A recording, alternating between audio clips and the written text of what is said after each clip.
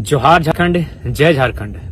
सबसे पहले आप तमाम झारखंड वासियों को मेरा सत सत नमन, कोटि कोटि नमन। आपने इस युवा को इतना हिम्मत देने का काम किया, इतना प्यार, इतना समर्थन और इतना समर्पण आपको मिला कि आज पूरे राज्य में कहीं अगर कोई चर्चा का विषय है तो आपका लाडला बेटा, आपका छोटा भाई, आपका टाइगर जयराम महतो पूरे राज्य में चर्चा का विषय है। ये आपका प्यार है, ये आपका आशीर्वाद है। तो चलिए विषय को लंबा ना ले जाते हुए सीधा बात करते हैं। बहुत सारे सवाल आपके जहन में होंगे, बहुत सारे सवाल हमारे आलोचकों के जहन में होंगे, बहुत सारे सवाल गांव के चौपाल से उठ रहे होंगे। उन सवालों का मैं आज खुद से सवाल भी पूछूंगा और उन सवालों का उत्तर भी देने का काम करूंगा, क्योंकि मेरे पास मीडिया आज नहीं है। सबसे पहली बात, चलिए आपको शुभकामनाएं कि मेरा नॉमिनेशन एक्सेप्ट हुआ है। 4 पेपर मैंने भरा था, जिनमें 3 पेपर को सेलेक्ट किया गया है। एक र्यूमर आया कि नहीं, अंतिम पेपर को सेलेक्ट किया गया है और 3 पेपर रिजेक्ट हुए हैं, जो कि सत्य नहीं है। 3 पेपर सेलेक्ट हुए हैं, 1 पेपर रिजेक्ट हुआ है। अब रिजेक्ट क्यों हुआ है, थोड़ा सा कारण बता देते हैं। बहुत सारे लोग कहने लगे कि पढ़े लिखे नौजवान और गलती कर रहे हैं। तो एक बात क्लियर आप जान लीजिए कि नॉमिनेशन फॉर्म वकील भरते हैं, और जो वकील रहे या कोई रहे, सबसे पहले उनका धन्यवाद। कुछ त्रुटियां हो जाती हैं, मानवीय भूल हो जाती है। तो समस्या ये थी जिस फॉर्म को रिजेक्ट किया गया कि उसमें हस्ताक्षर यानी नाम, वोटर आईडी का पार्ट नंबर, सीरियल नंबर किन्हीं और का था और हस्ताक्षर किन्हीं और का बाय मिस्टेक इसलिए हुआ था क्योंकि हमने लगभग 2-3 दिनों में 5 बार हम लोगों ने पेपर में केस के सिलसिले में रिजेक्ट किया था, काट-कूट किया था। क्योंकि नया नया केस हमें मिलता जा रहा था और नया नया फॉर्म बनता जा रहा था और बार बार फिर प्रस्तावकों का साइन लेना पड़ता था। तो स्वाभाविक है, बार बार जब चीजें घटित होंगी तो कुछ त्रुटियां आ जाती है। तो खैर फिलहाल 3 पेपर सेलेक्ट है, 1 रिजेक्ट है, डज नॉट मैटर। 1 भी अगर सेलेक्ट होता है तो उसी से लोग चुनाव लड़ते हैं। अब बात करते हैं उस दिन हुआ क्या था। केस के बारे में सब जानना चाहता है, बहुत सारे लोग मेरी जुबान से जानना चाहते हैं कि सच्चाई आखिर है क्या। क्योंकि एक लोग जो विपक्ष में बैठे हैं, जो आलोचक वर्ग है हमारा, वो एक प्रोपेगेंडा फैला रहे हैं कि यदि जयराम बाबू को इस केस की जानकारी नहीं थी तो फिर उनका हस्ताक्षर केस के एफिडेविट में कैसे आया। तो सबसे पहले मैं आपको क्लियरली बताना चाहूंगा कि 29 तारीख को जिस दिन मेरा नॉमिनेशन पेपर खरीदा गया, मैं कहाँ था पूरा राज्य जानता है। मैं चतरा में श्रीमान दीपक गुप्ता जी के, जो हमारे दल से हैं, उनका नॉमिनेशन था। यानी मैं दिन भर चतरा में था। मेरा फॉर्म धनबाद में, बोकारो में हमारे साथी खरीद रहे हैं और मैं कहा, चतरा में। अगला दिन मैं कहा था, हजारीबाग में। यानी फॉर्म जो भर रहे थे वो मेरे साथी भर रहे थे। 1 तारीख को मेरा नॉमिनेशन होना था और 2 दिन पहले ही हम लोगों ने फॉर्म लिया था। अब वहां डिटेल्स भरा जाना स्टार्ट हुआ। केस की जहां तक बात है, सबसे पहले हम लोगों ने 10 केस इंक्लूड किया था। यानी 29 तारीख शाम को 4 बजे जब फॉर्म भरना स्टार्ट हुआ तो हमारे साथी, हमारे वकील की टीम के माध्यम से 10 केसों की जानकारी दी गई। लेकिन जैसे ही 30 तारीख को सुबह हजारीबाग मुझे जाना था संजय दा के नॉमिनेशन में, उसी दरमियान मैं गया प्रज्ञा केंद्र। वहां हमारा साथी है, उनसे मिलने गए एक अकाउंट के सिलसिले में। तो हमारे चचा बैठे हुए थे बगल के पंचायत के। उन्होंने कहा, टाइगर याद है 2015 का केस, उसका क्या स्टेटस है? हम बोले, चाचा ये तो केस हम भूल चुके थे। अच्छा कि आप याद दिला दिए, तो क्या स्टेटस है इस केस का, आप ही बताइए। बोला नहीं, उसका नोटिस हमको आया है 107 बन के कि हमको एक दिन उपस्थिति देना है कोर्ट में। तो बोले आपसे रिक्वेस्ट है इस केस के बारे में डिटेल दीजिए। फिर उन्होंने 2015 का केस, जो सड़क जाम का केस था, और उस केस में कोई एक्टिविटी नहीं है। 15-10 साल पुराना केस हो चुका है, लेकिन अभी तक कोई एक्टिविटी नहीं। तो फिर उस केस का डिटेल दिया गया। यानी फिर उस डिटेल को हम व्हाट्सएप के माध्यम से अपनी टीम को भेजे जो मेरा फॉर्म भर रहे थे कि ये केस को इंक्लूड कीजिए, एक नया केस फिर मिला है। यानी वो केस इंक्लूड किया गया। अब केस नंबर 11 हो चुका है। कब हुआ है? संजय दा के नॉमिनेशन में हम जा रहे हैं, यानी दिन के 11 बजे मेरा केस नंबर हो रहा है 11। नॉमिनेशन होता है संजय दा का। हम बिशुनगढ़ आते हैं। संजय दा को कोई भी चाहे तो संजय दा से फोन में बात कर सकते हैं। बिशुनगढ़ जैसे ही हम क्रॉस करते हैं, संजय दा का फोन आता है कि जयराम भाई, नगड़ी थाना की पुलिस आपको डिटेन करने के लिए आई है, आप नॉमिनेशन करेंगे और वे लोग डिटेन कर लेंगे, या फिर आपको नॉमिनेशन करने से पहले डिटेन करेंगे। तो हमने कहा, संजय दा, नगड़ी में मेरा कोई केस ही नहीं है। हम तो आश्चर्यचकित हो गए कि नगड़ी में मेरा कोई केस ही नहीं है। हाँ, मेरा एक केस है 23 मार्च 2023 को विधानसभा घेराव के दौरान है और वो जगन्नाथपुर थाना में है। यानी मेरा नगरी में कोई केस नहीं है। मैंने संजय देव का उन्होंने कहा नहीं आप क्लियर कीजिए, क्योंकि मेरे साथी वहाँ रहते हैं, उन्होंने प्रत्यक्ष सूचना दिया। सुनील महतो हम उसी कौन का बेटा है और उसी को आदर्श मान के आए हैं। आप 12 नहीं 24 गोली दागिए, लेकिन हम भागने वाले नहीं है। बाकी आपकी नियति 2 साल का केस है, अभी तक बताइए नहीं, मार दीजिए, बराबर गोली चलाइए सर, जलियांवाला बाग बना दीजिए। माँ कसम हम किसी को बुरा नहीं मानेंगे, हम मानेंगे अपनी ड्यूटी किया। अगर आपकी ड्यूटी आपको अनुमति देती है जलियांवाला बाग बनाने की, माँ कसम हम किसी प्रशासन पे किसी समर्थन नहीं करेंगे। डिटेल्स मिलता है, नॉमिनेशन सुबह है और केस का डिटेल्स मिले रात के 10-11 बजे। और हम लोग पहली बार, मुझे याद है 29 साल के कैरियर में, कि हम 1.5 घंटा फर्स्ट टाइम किसी रात को सोए हैं। 3 बजे सोए हैं, 4:30 बजे उठ गए हैं। यानी इतना रात भर हम लोग टेंशन में थे। यानी सुबह उठ के जो हम लोग का डॉक्यूमेंट तैयार हो चुका था, फिर उसको रिजेक्ट करते हैं, क्रॉस करते हैं। क्यों? क्योंकि फिर एक नए केस को ऐड करना था, यानी फ्रेश फिर बनता है। सुबह हम लोग नॉमिनेशन की तैयारी कर रहे हैं, सुबह हम लोग का काफिला सज रहा है, सुबह हमारी गाड़ियां सज रही हैं और हम लोग तैयारी कर रहे हैं नए पेपर भरे जाने की।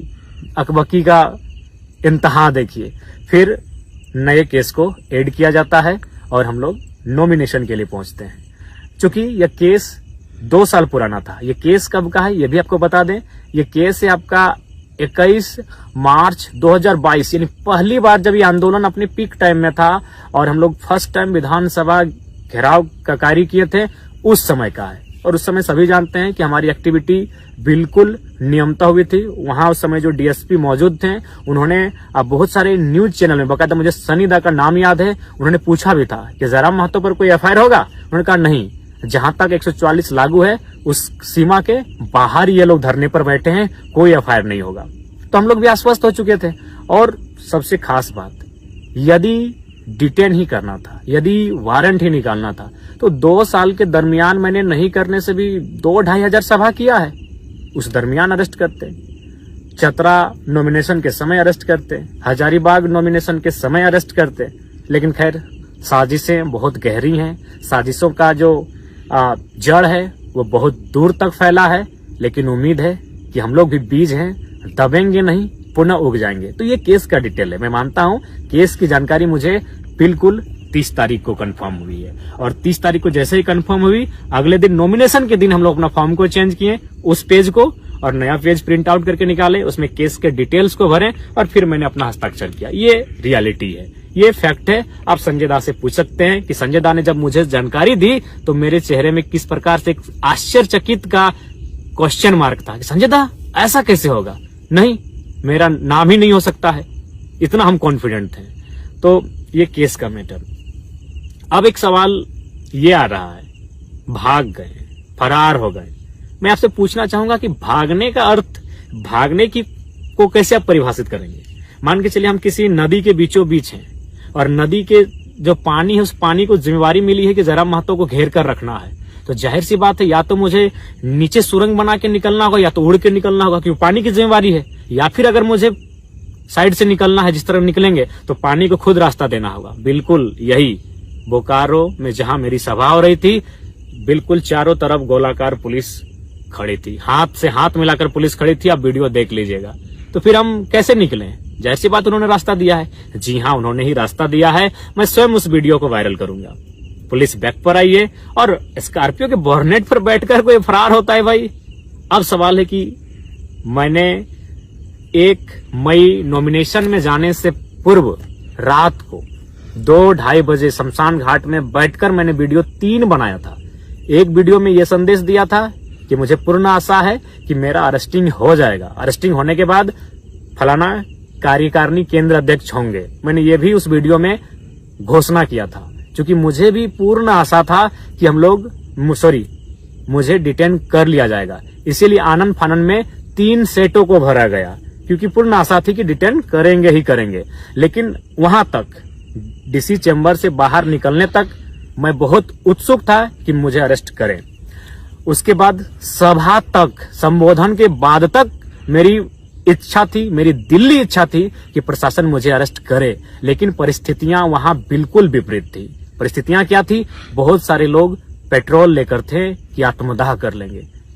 बहुत सारे लोग हिंसक और उग्र स्वभाव रूप धारण कर चुके थे। वीडियो फुटेज आप देखे होंगे।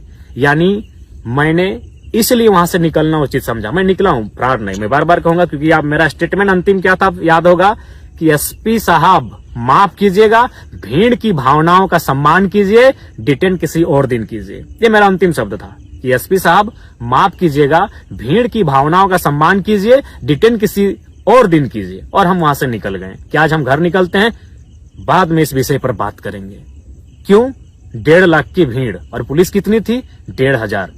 क्या पुलिस में सामर्थ्य था कि हमें वो डिटेन कर लेते बिना किसी हो हंगामे के, बिना किसी उपद्रव के, बिना किसी मुठभेड़ के? पॉसिबल नहीं था। 1.5 लाख की भीड़, 1,500 पुलिस, अनहोनी अप्रिय घटना घट जाती। संभवतः अगर हमें डिटेन किया जाता, अभी कौन पब्लिक, भाड़े की पब्लिक नहीं थी, प्रेम से आई हुई, समर्पित भाव से आई हुई, इस नौजवान को चाहने वाली पब्लिक, 45 डिग्री के तापमान में अपने खर्चे से आने वाली पब्लिक अपने चहते बेटे को अपने सामने अरेस्ट होते हुए बिल्कुल भी नहीं देख पाती। पता नहीं बोकारो का विधि व्यवस्था उस दिन क्या होता, पता नहीं बोकारो की परिस्थिति उस दिन क्या होती। कहीं कुछ अप्रिय हिंसक घटना न घट जाए, इसलिए मैंने बिल्कुल स्कॉर्पियो के बोर्नेट से कहा कि एसपी साहब माफ कीजिएगा, भीड़ की भावनाओं का सम्मान कीजिए, डिटेन किसी और दिन कीजिए। आप चाहे तो उस सभा में मौजूद तमाम मीडिया रिपोर्टर से पूछे, तमाम पुलिस के पदाधिकारियों से पूछे या जनमानस से पूछे। मेरा यही अंतिम स्टेटमेंट था, क्योंकि आसान नहीं था भीड़ को नियंत्रण कर पाना, आसान नहीं था मुझे वहां से डिटेन करके ले जाना। जो कि आप भी जानते हैं, आप हमें पसंद करें या ना करें, मैं ये अपने आलोचकों के लिए और विपक्ष के लिए कहना चाहूंगा, लेकिन ये आपको मानना होगा, आज लोगों के आशीर्वाद ने मुझे झारखंड का जन नेता बनाया है। आज 45 डिग्री के टेम्परेचर में लोग बिना अपना खर्च से गए थे, और आप एनडीए और यूपीए के प्रत्याशी कितने लोग अपनी मर्जी से गए थे और कितने लोग साधन जुटाने के बाद गए थे नामांकन रैली में, ये बताने की आवश्यकता नहीं है। गांव में चर्चा है कि टेम्पो में कई रुपया दिया गया था और बोलेरो वालों को कई रुपया दिया गया था और दिन भर रहने का कई रुपया दिया गया था। ये किसी से छुपा नहीं है। मैं कह रहा हूँ 10%, 15-20% गए होंगे उनके भी रैली में, जो उनके नजदीक के लोग हैं, जो उनके समर्थक हैं, लेकिन मैक्सिमम लोग भाड़े से लेकर गए थे, ये आपको मालूम है। तो ये बिल्कुल परिस्थितियां सामान्य नहीं थी कि हम वहां से डिटेन कर लिए जाते। मैंने यहाँ तक वीडियो आप किसी चैनल में देखिएगा कि डीएसपी साहब से हम कान में बात कर रहे हैं। ये कौन सा तरीका है कि भागने वाला आदमी डीएसपी से ऐसे कान में बात कर रहा हो? हम बोर्नेट पर बैठे हैं और डीएसपी साहब बगल में। हम उनको क्या कह रहे थे कान में पता है? कि सर या तो पिंडराजोड़ा थाना में हमको डिटेन करने का मौका दीजिए या तो पेटरवार में दीजिए। यहाँ से पॉसिबल ही नहीं कि आप हमको पकड़ के ले जाएंगे। यहाँ उपद्रव हो जाएगा, यहाँ अप्रिय घटना घट जाएगी, क्योंकि पब्लिक का मूवमेंट गजब का है। भावनाओं में भी है, आंखों में आंसू भी है और आंखों में अंगारे भी हैं। और मुझे लगता है बोकारो आज जल जाएगा। इसीलिए विधि व्यवस्था को मेंटेन कीजिए, डिटेन किसी और दिन कीजिए। और बिल्कुल स्कॉर्पियो के बोर्नेट से मैं निकला हूं। उसके बाद फिर मैं नीचे बैठा और निकलते रहा। बिल्कुल पुलिस चारों तरफ थी भैया। भागना मतलब कि उड़ के जाते तो भागा मानते, नीचे सुरंग बना के जाते तो भागा मानते।